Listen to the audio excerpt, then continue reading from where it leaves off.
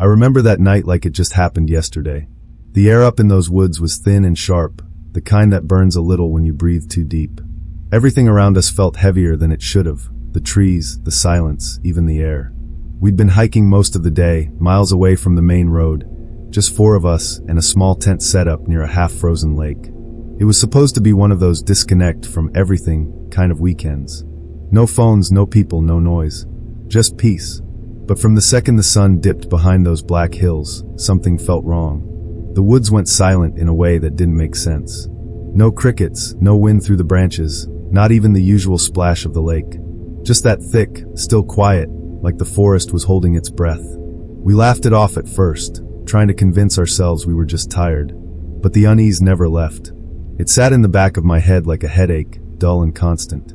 That first night, as we sat around the fire, I kept catching movement just beyond the light. Small flickers, like someone walking between the trees, just far enough that the flames couldn't reach them. Every time I turned my head, it stopped. Leah noticed it too. I saw her glance over her shoulder more than once, pretending she wasn't scared. Adam joked it was a deer or maybe a lost hiker, but he didn't laugh when I asked how a lost hiker finds their way this deep into the woods without a flashlight. Then the forest shifted again. A branch snapped. Not far off, close. Way too close. The laughter stopped. Nobody spoke.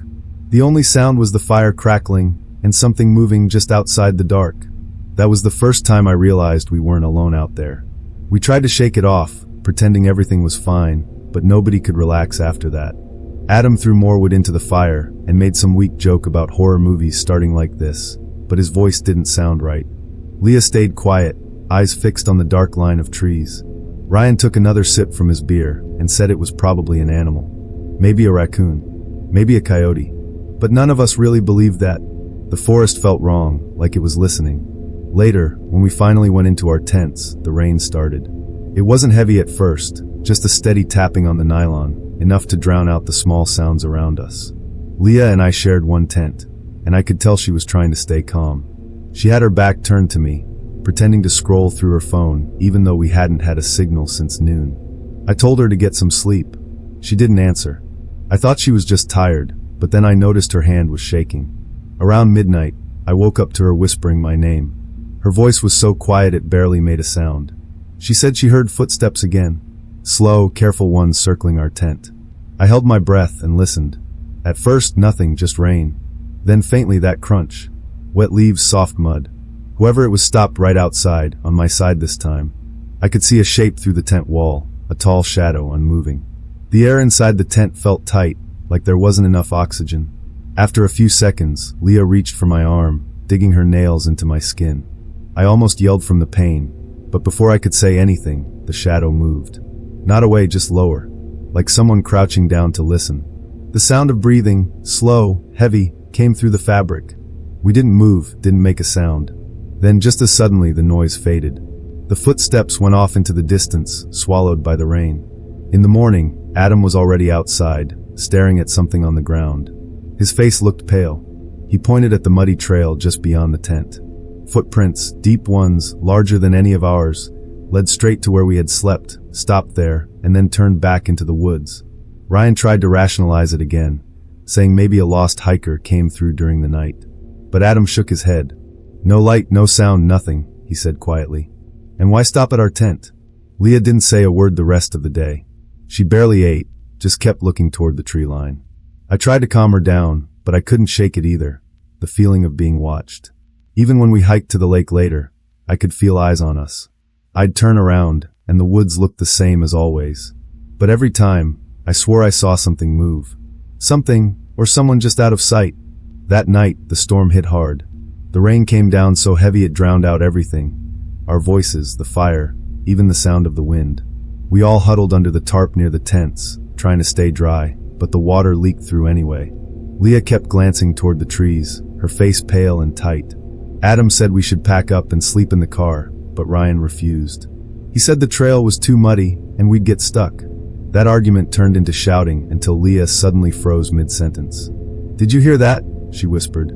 At first, I thought it was just thunder. But then I heard it too, a snapping branch, close, followed by something dragging through the mud. Ryan grabbed his flashlight and pointed it toward the tree line.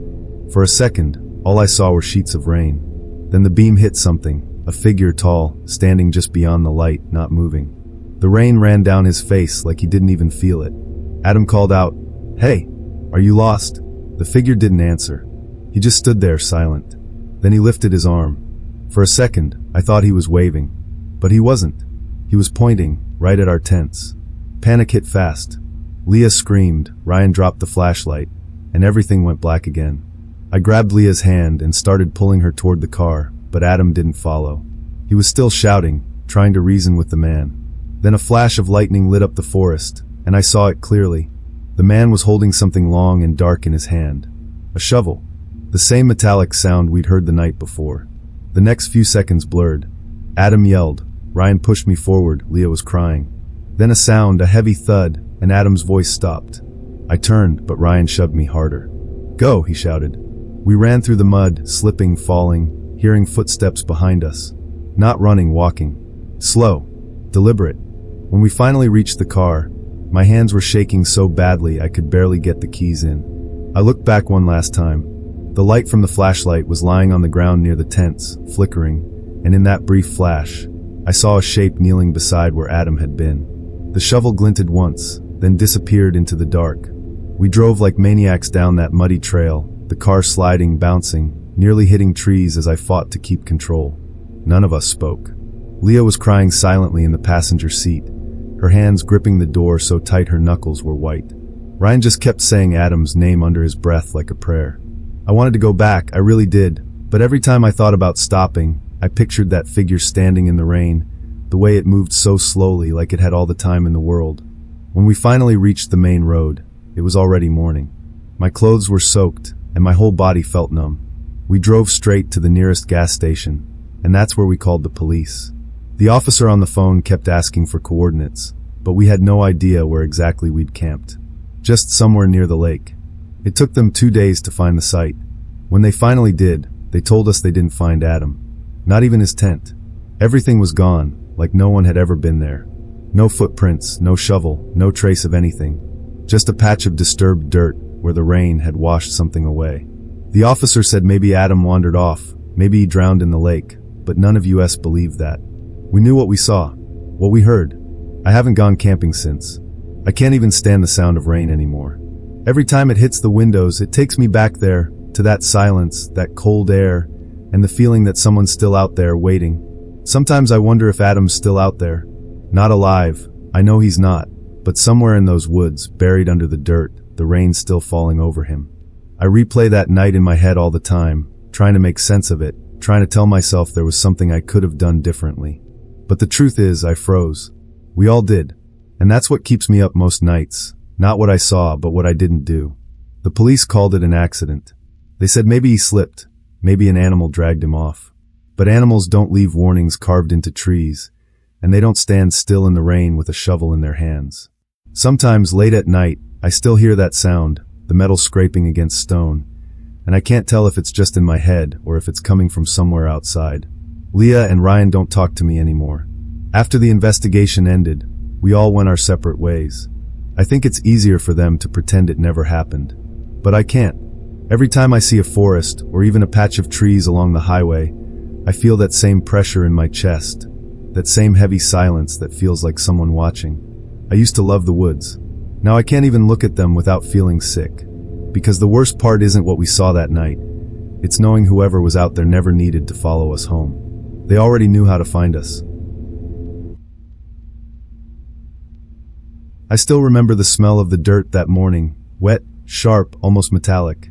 It had rained the night before, and the forest was thick with fog, curling low over the ground like smoke. There were 3 of us this time, me, my cousin Tyler, and his girlfriend, June. We'd found this small camping spot near an abandoned ranger station, deep in the hills of Oregon. The road leading there was narrow and overgrown, barely wide enough for the car. Tyler said that's what made it perfect. No tourists, no noise, just nature. The first few hours were fine. Peaceful even. We set up camp, made coffee on a tiny stove, and talked about nothing important. But even then I noticed something strange. Every few minutes, I'd hear faint metallic clicks coming from the woods, like someone tapping 2 pieces of metal together. Tyler said it was probably loose equipment left behind by the old rangers. But when I asked where the sound was coming from, he didn't know. As night fell, the air got colder, and the forest seemed to draw closer. The fog thickened until the trees around us looked like shadows frozen in place. June said she didn't like it, that it felt like the forest was alive, listening. Tyler laughed and called her paranoid, but there was something in his voice that didn't sound like him, like he was trying to convince himself more than her. Around midnight, we heard it again, that same clicking sound. Only this time it wasn't distant. It was close, just beyond the firelight, and it didn't stop. Tyler grabbed his flashlight, but the batteries were already dying.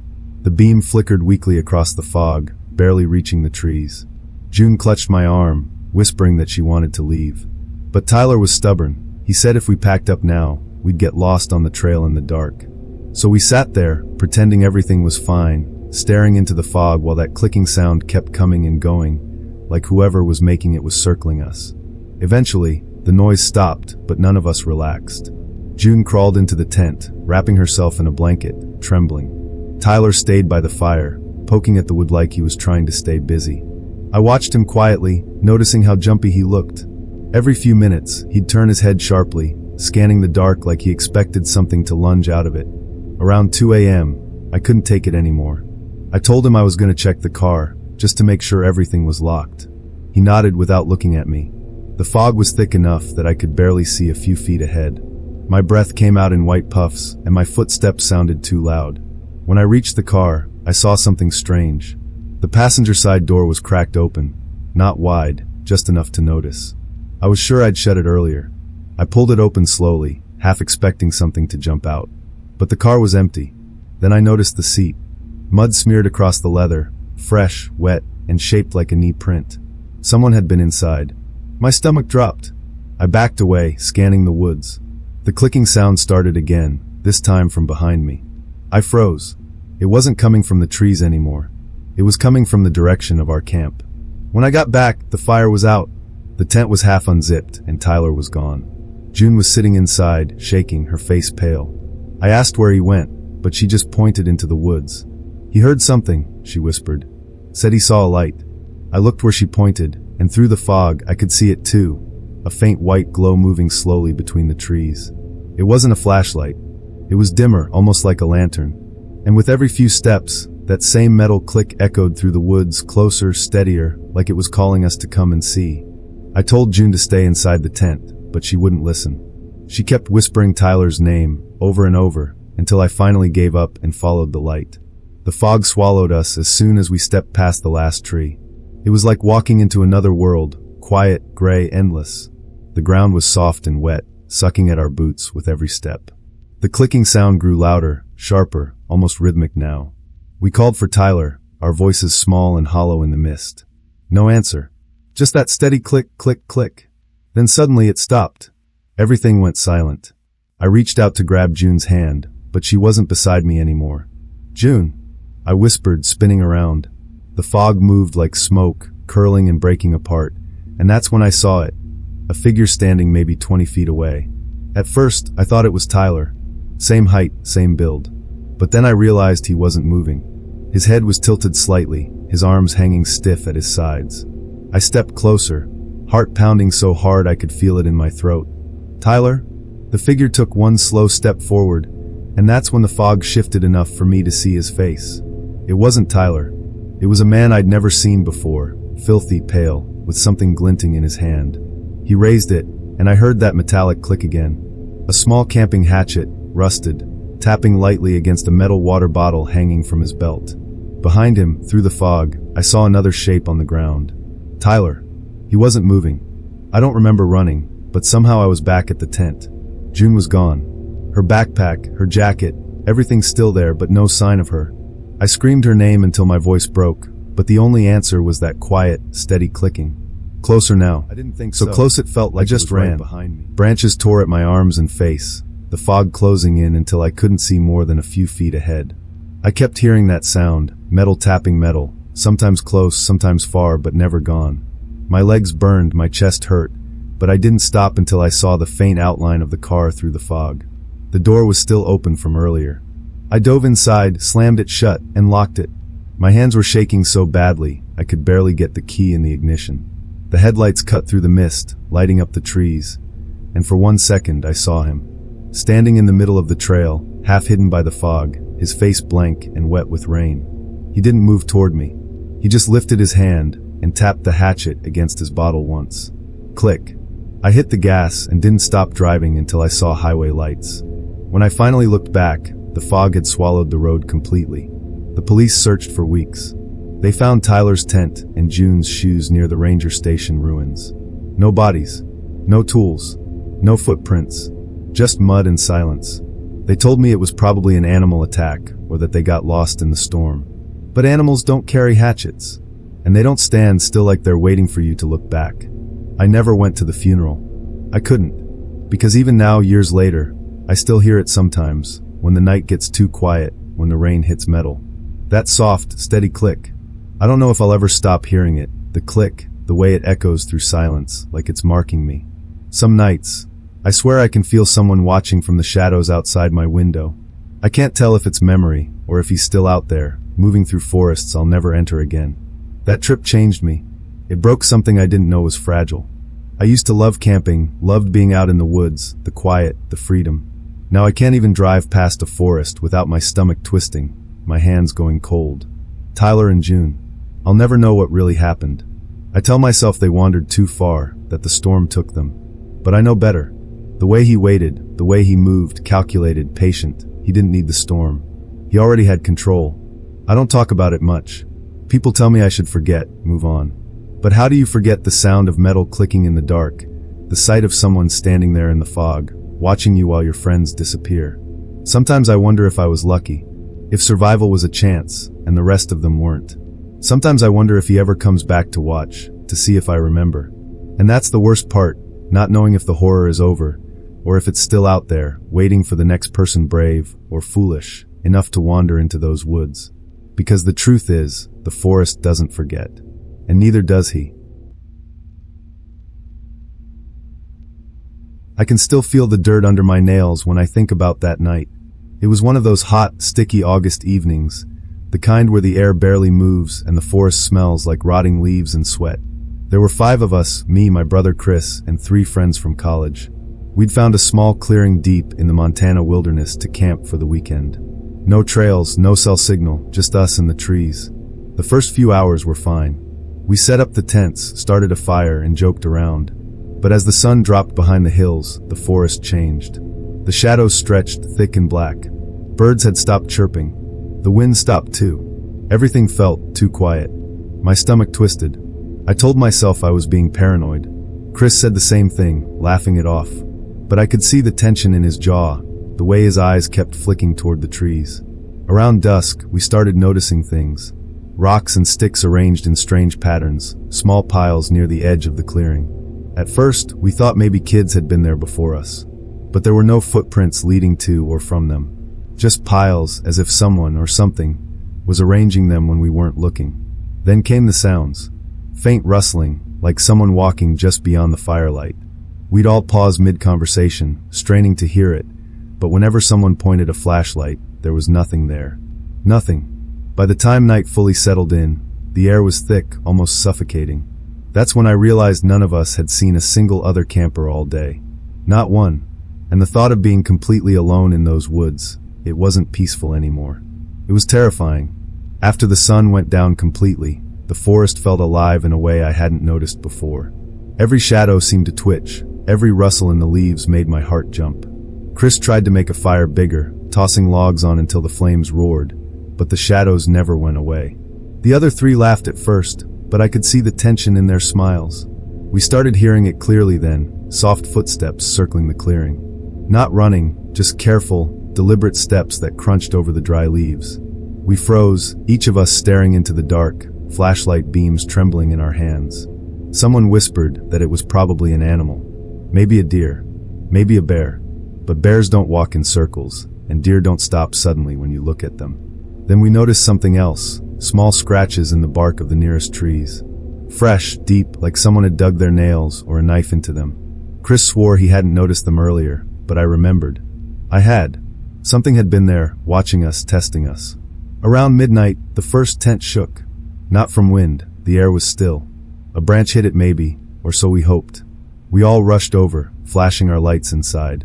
The zippers had been pulled down slightly, almost like someone had peeked in. Nothing else. No footprints nearby, no signs of struggle.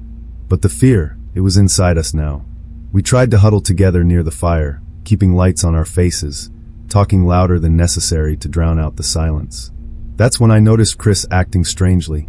He kept glancing toward the woods, muttering to himself and pacing. I asked him what was wrong, and he laughed it off, but his hands were shaking and his voice kept catching. Then the first real scream cut through the night. One of our friends, Sophie, wasn't at the fire anymore. Her tent flap was wide open. We ran toward her, shouting her name. The flashlight hit the ground near her tent, swinging, but there was no sign of her. Just footprints leading into the trees. They were too big to be hers. That's when the panic set in. Whoever, or whatever, was out there didn't want to scare us. They wanted to separate us, and they were doing it with a patience that was impossible to ignore. We ran after the footprints, stumbling through the underbrush, branches whipping our faces. The fog had rolled in thick now, turning every tree into a gray, monstrous shape. My heart was pounding so hard I thought it would burst through my chest. Chris was ahead of me, calling Sophie's name, but his voice cracked, full of fear I hadn't heard from him before. Then I saw her, Sophie, huddled on the ground, her arms wrapped around herself, shaking. Relief hit me, but it was short-lived.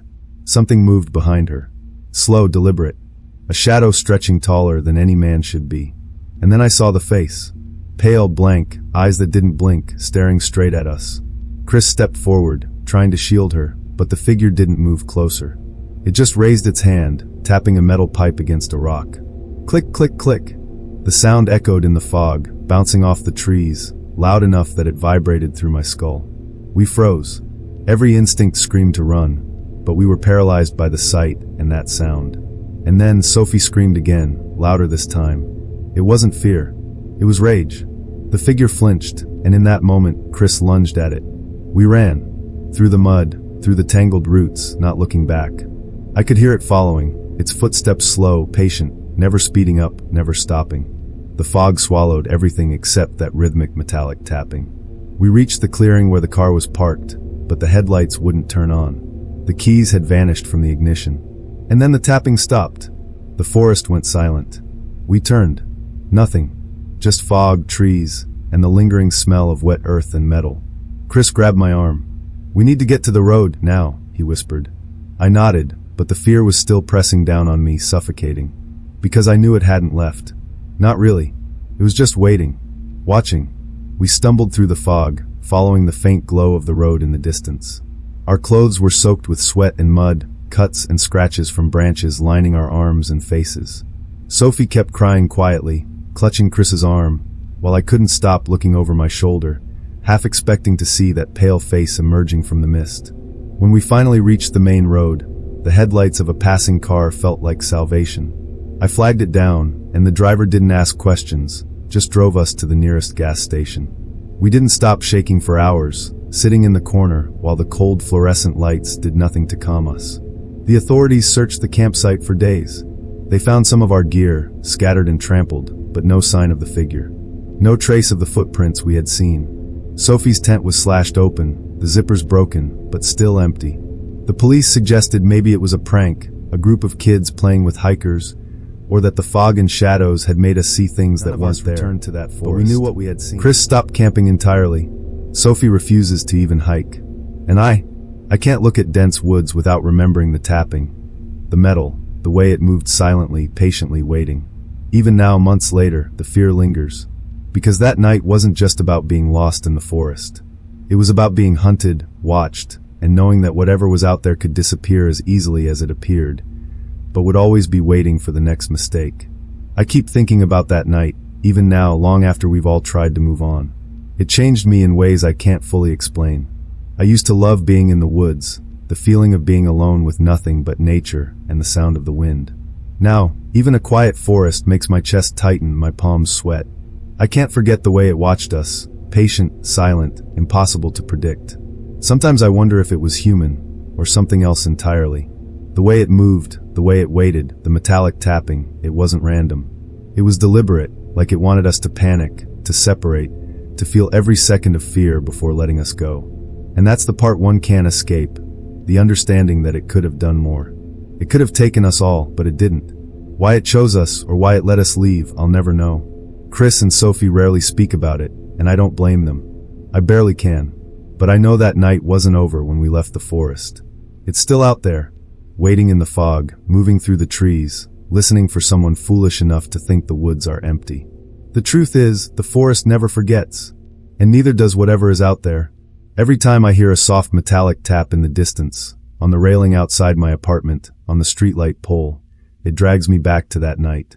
And I wonder, quietly, if it's coming back for me, or if it's waiting for the next person to wander into its world. I can still hear the crunch of leaves beneath my boots, even years later. That night in the forest didn't start out strange. My friends and I, 3 of us, all in our early 20s, had decided to go camping in the Rockies for the weekend. Nothing fancy, just tents, a fire, and the idea of escaping city life for a couple of days. The trail was narrow and steep, winding through pine trees so tall they blocked out the sky, and by the time we reached the clearing, the sun was already dipping behind the mountains. We set up camp quickly, chatting and laughing, trying to ignore the odd stillness around us. Birds had stopped calling. Even the wind seemed to fade into nothing. I remember looking over at my friend Mark, noticing the way he kept glancing into the forest, as if expecting something to appear. He smiled when I asked if he was okay, but his eyes didn't reach me. By nightfall, that quiet turned into something heavier. The fire crackled, shadows stretching unnaturally across the clearing, and I started to notice things out of the corner of my eye, small movements between the trees. Not animals, nothing I could identify, but quick, deliberate flashes of motion. When I pointed them out, the others joked that it was probably our imaginations. But the unease didn't leave. Then came the first sound, soft, irregular tapping, like someone hitting a stick against a tree. Not close, but not far either. Just enough to make your skin crawl. None of us had brought musical instruments, and the forest was empty. My stomach tightened, and I realized I was holding my breath. Something, or someone was out there, watching, waiting. At first, we tried to laugh it off. Mark joked that it was probably a woodpecker, and Lisa said maybe a branch had fallen in just the right way. But I knew the sound wasn't natural. It had a pattern, slow and deliberate, like someone pacing around the edge of the clearing. Every few minutes it would stop, and the silence that followed felt heavier than anything I've ever experienced. We decided to stay close to the fire, moving our chairs inward, shining flashlights into the dark. That's when I noticed something else, small footprints in the mud, leading toward the tents, but no prints leading away. They weren't ours. They were too large, wide, and deep, as if someone heavy had been circling us, watching us sleep. As the night grew darker, tension built between us. Mark started muttering under his breath, pacing, trying to convince himself there was nothing there. Lisa refused to go to the tent to get extra blankets, claiming she could feel eyes on her when she stepped too close to the edge of the firelight. Even I could feel it, the weight of being observed, the prickling on the back of my neck whenever I looked toward the trees. Around midnight, the tapping sound started again, closer this time. Then came a low whistle, almost like someone imitating the wind, but too precise, too human. I wanted to grab a flashlight and run into the darkness to confront whatever it was, but the others were frozen in fear, and I realized I couldn't move either. Then something moved behind Lisa's tent. A shadow, tall and still, lingering for a moment before disappearing again into the black. We all yelled, trying to get her attention, but when we unzipped the tent flap and shone the flashlight, no one was there. Only wet footprints in the mud leading back toward the trees, deeper into the forest. By then, fear wasn't just an idea, it had taken over. Our jokes had vanished, our laughter gone, replaced with constant tension. Every snapping branch, every rustle of leaves, felt like a warning. Something was out there, patient, deliberate, and we were running out of time. We huddled together near the fire, trying to keep our lights pointed outward, but the forest had swallowed the darkness completely. Then came the sound, footsteps, slow and heavy, circling the clearing. Not running, not fast, just deliberate, like whoever it was knew exactly where we were and wanted to make sure we felt every second of it. Mark picked up a branch, waving it like a weapon, but his hands were shaking so badly it barely made a sound. Lisa clung to me, whispering that we should leave, but I couldn't see a way out. The fog had rolled in, thick and suffocating, and the trail back to the car was invisible. And then I saw him. Just a shadow at first, tall and thin, standing between two trees. I froze. He wasn't moving, just watching us. In his hand glinted a long, narrow object, metal, reflecting the firelight. My stomach turned cold. A metallic tap echoed, soft, measured. Click, click, click. The sound bounced off the trees, carrying through the fog, vibrating through my chest. It wasn't random. It was intentional. Suddenly, Mark shouted, lunging toward the shadow. The figure flinched, just slightly, then stepped back into the darkness, disappearing. But not before the sound came closer, now circling the clearing again, tapping lightly against something unseen. Lisa screamed. The fire sputtered and almost went out, leaving us in near darkness, with only the echoing click guiding our terror. We ran. Branches tore at our clothes and faces, the mud sucking at our boots, every step making the fear worse. I could hear footsteps behind us, not running, just following, patient, waiting. Every so often, the metallic click punctuated the silence, a reminder that it was still out there, watching, knowing exactly where we were. By the time we reached the car, our lungs burned, and our legs felt like lead. The keys were gone. The doors were unlocked. Whoever had been following us had been closer than we thought. And in the fog, I swore I saw a faint figure standing just beyond the headlights, watching, waiting into the car, shoving the doors closed and locking them as if that could keep the forest, and whatever had been out there, at bay. Our breaths came in ragged gasps, hearts hammering so loudly I thought the others could hear them in the trees. Mark kept glancing over his shoulder, and Lisa wouldn't stop crying, her hands gripping mine like if she let go, we'd all vanish into the fog. We drove in silence, headlights cutting through the mist but revealing nothing. Not a single figure, not a footprint, nothing, just fog and trees stretching endlessly. The road eventually opened to the main highway, and the first passing car felt like a miracle. The driver didn't ask questions. They just nodded and kept going. When the authorities finally came to the campsite days later, nothing remained of our panic. Tents were collapsed, mud smoothed over by rain, and no footprints or traces of the figure that had haunted us. It was as if the forest had swallowed everything. Our gear, our fear, our sense of safety. The police suggested hallucinations, stress, maybe even a prank. But I know what we saw. I know what we felt. We never returned. Mark stopped camping entirely. Lisa won't even hike. And me? I can't look at a forest without my chest tightening, every shadow feeling like a pair of eyes following me. That night didn't end when we reached the highway. It ended in the forest, and the memory, or whatever that thing was, has never let me forget it. Even now, I can't shake it. The memory isn't just a night in the woods. It's a weight that sits on my chest, a quiet pressure that reminds me that we weren't alone, and we weren't safe. I keep thinking about those footsteps circling the clearing, the metallic tapping, and that shadow standing still watching, knowing exactly what it was doing. Mark and Lisa rarely speak of it. I don't blame them. Some things can't be explained, and even trying to put words to them feels like inviting the fear back. But I remember every detail, every sound, every moment of helplessness. And I know we were lucky, or maybe it just wasn't done with us. The forest has a way of swallowing people whole, not just physically, but mentally, emotionally. It teaches you that being alone is never really being alone. That some dangers don't announce themselves. They wait, patient, deliberate, and always close enough to make you doubt your own senses. Sometimes I hear a soft tapping when I'm home, faint, irregular, but familiar. On the railing outside my window, on a pipe in the basement, and for a split second my heart stops. I can almost see it in the corner of the foggy woods, waiting for the next person to wander in, to make the same mistakes we did. The truth is, I survived, but I'm not free. The forest never forgets, and neither does whatever was out there that night. Every shadow, every unexplained sound, every soft metallic tap, it reminds me that I'm still being watched, even if I can't see it. I remember the heat of that afternoon, the way the sun burned through the canopy of pine trees. There were 4 of us, me, my childhood friend Ryan, his younger brother Ethan, and a guy we met through college, Sam. We decided to go camping in a remote part of the Appalachian Mountains. No trails, no cell signal, just a small clearing we'd found using a sketchy map online. The first hours were peaceful. We set up the tents, collected firewood, and joked around while Sam tried to start the fire with wet matches. But as the sun sank behind the hills, the forest changed. The usual hum of birds and insects disappeared. Even the wind seemed to die.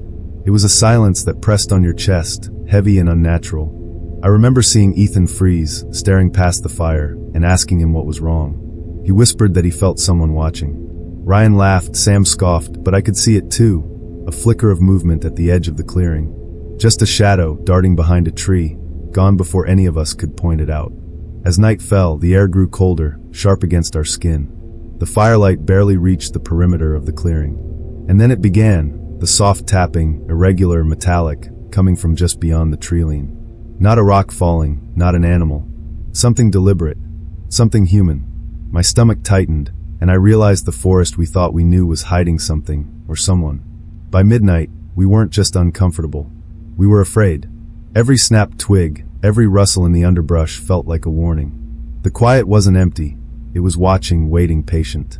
And that night, I learned just how little you really know about the woods when you think you're alone. At first, we tried to rationalize everything. Ryan said it was probably a raccoon.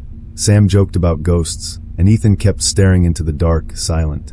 But the metallic tapping didn't stop. Every few minutes it would echo through the trees, sometimes close, sometimes far, but always deliberate, as if someone was pacing around the clearing, measuring us, testing us. We decided to keep the fire going, stacking logs and waving flashlights toward the shadows. That's when I noticed something strange, small footprints in the mud, circling the tents, stopping just short of the fire. Not ours. Not animal tracks. Too deep, too wide.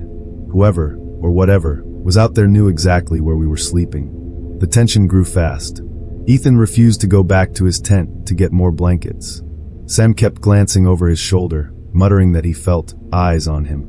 Even Ryan, usually calm, was pacing, checking the tree line every few seconds. I realized then that none of us had seen a single other camper all day.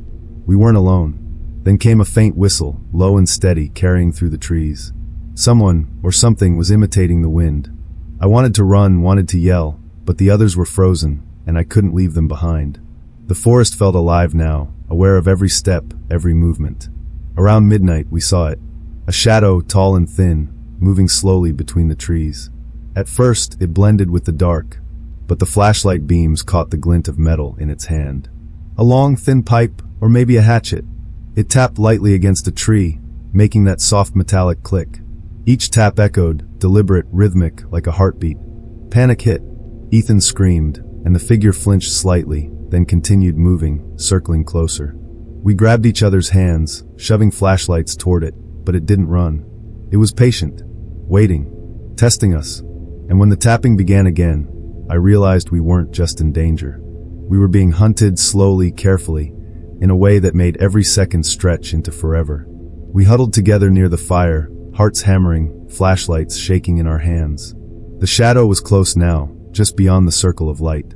It didn't move quickly, didn't rush us. It just stood, tapping that metal object against something unseen. Click, click, click. Every tap echoed through the trees, vibrating through my chest, making my stomach twist. Ryan tried to call out, voice breaking, but the figure didn't respond. It tilted its head slightly, slow, deliberate, watching us like a predator observing prey. Sam grabbed a branch, ready to defend, but his hands were trembling uncontrollably. Ethan whimpered and buried his face in my shoulder. I realized we weren't going to scare it away. We were trapped. Then the tapping stopped. The forest went silent, heavier than before. I thought I could move, but something rooted me to the spot, fear, pure and paralyzing. And that's when I saw it, a movement behind the fire. A glimpse of pale skin, the outline of the figure stepping between two trees. In its hand, the metallic glint of a pipe caught the firelight once more. We bolted. Mud sucked at our boots, branches tore at our clothes and skin, and every step made the pounding in my ears worse. Behind us, the sound followed, not running, just deliberate, patient. The metallic tap came again, echoing through the trees, slow, deliberate, like it was marking our path. We made it to the car, lungs burning, arms scratched and bleeding, hearts pounding like drums. But when we reached the ignition, the keys weren't there. Whoever, or whatever, had been following us had been closer than we realized. And in the fog beyond the headlights, I thought I saw it, standing silently at the tree line, watching, waiting, before disappearing completely into the darkness. We shoved each other into the car, slamming doors and locking them like that could keep the forest, or him, out. Our breaths came in ragged gasps, hearts pounding so loudly I thought they'd burst. Mud, scratches, and sweat coated our arms and faces. Ethan wouldn't stop shaking. Sam sat frozen in the passenger seat, and Ryan kept glancing over his shoulder, eyes wide with fear. We drove blindly through the fog, headlights cutting through the thick darkness, revealing nothing. Not a figure, not footprints, nothing, just endless trees and mist. When we finally reached a highway, a passing car felt like a miracle. The driver barely glanced at us, not asking questions, just letting us out of the nightmare we'd been running from. The authorities searched our campsite for days. Tents were collapsed, gear scattered and trampled, but no sign of the shadow, no footprints, nothing to confirm we weren't imagining it. Police suggested hallucinations, stress, or pranks by locals. But I know what we saw. I know the sound, the presence, the deliberate patience of someone, or something, out there. None of us returned to those woods. Ethan refuses to hike, Sam avoids forests completely, and Ryan swore he'd never camp again. And me? I can't even drive past a wooded area without feeling that same pressure on my chest, that same prickling on the back of my neck. The forest doesn't forget. And whatever was out there that night, it hasn't either. Even now, years later, I can't shake the memory of that night. It isn't just a story. It's a weight pressing down on my chest, reminding me that we weren't alone and never truly safe. I think about the shadow, the metallic tapping, the way it moves through the fog with patience and precision, and it makes my skin crawl. Ryan, Ethan, and Sam rarely speak of it. I don't blame them. Some things are too heavy to put into words. But I remember every second, the sounds, the movements, the helplessness. And I know we were lucky. Or maybe it just wasn't finished with us. It could have done more. It could have taken us all. But it didn't. Why? I'll never know. The forest teaches a cruel lesson. Being alone doesn't mean safety. It can hide, wait, and watch, letting fear grow until it's all-consuming. Every snapped branch, every soft rustle, every distant metallic tap reminds me that it is still out there, waiting for the next person who thinks they can wander into its domain unprepared. Sometimes late at night, I hear a soft tapping somewhere in the distance, on a railing, a streetlight, a pipe, and my heart stops. For a moment, I am back there in the fog with the shadow watching, patient, deliberate. And I remember the truth, the forest never forgets. And neither does whatever was out there that night. Every shadow, every sound, every faint metallic click, it waits. I remember the cold hitting my face first. It wasn't just the air, it was the way the forest seemed to suck the warmth out of everything. I was with my brother Jake and two of his friends, Lucas and Mia. We'd decided to camp near an old, abandoned logging site in northern Washington. No trails, no maps, just a spot Jake had read about online. The first few hours were normal. We set up the tents, started a small fire, and joked about the long hike we'd taken. But as the sun dipped behind the trees, everything changed. The usual forest noises faded. Birds stopped singing, the wind almost disappeared, and even the creaking of branches seemed intentional. I noticed at first, a flicker of movement at the edge of the clearing. Something, or someone watching us. I pointed it out to the others. Jake laughed it off, Lucas said it was probably a deer, and Mia tried to ignore it. But the feeling didn't go away. It was like being observed by something patient, deliberate, waiting for us to make a mistake. Then came the sound. A soft tapping, metallic, irregular. Not close, not far, just beyond the firelight. Tap, tap, tap. It echoed through the clearing, bouncing off the trees, pressing into my chest. I froze. Lucas tried to brush it off, but even his voice trembled. By nightfall, the air was thick with tension. Every shadow looked alive, every rustle of leaves felt like someone moving deliberately closer. The forest wasn't just quiet, it was aware. And that night, I realized we weren't just campers. We were intruders in a place that didn't want witnesses. We tried to ignore it at first. Lucas joked about ghosts, Mia laughed nervously, and Jake kept checking the tree line as if daring whatever it was to show itself. But the tapping didn't stop. Tap, tap, tap. Every few seconds, soft but deliberate, coming from different directions. It wasn't random. Someone, or something, was moving around the clearing, testing us, marking us. I noticed something else. The dirt near the edge of the clearing was disturbed. Small, deep impressions, like someone had been pacing in a circle. Not ours. Not animal tracks.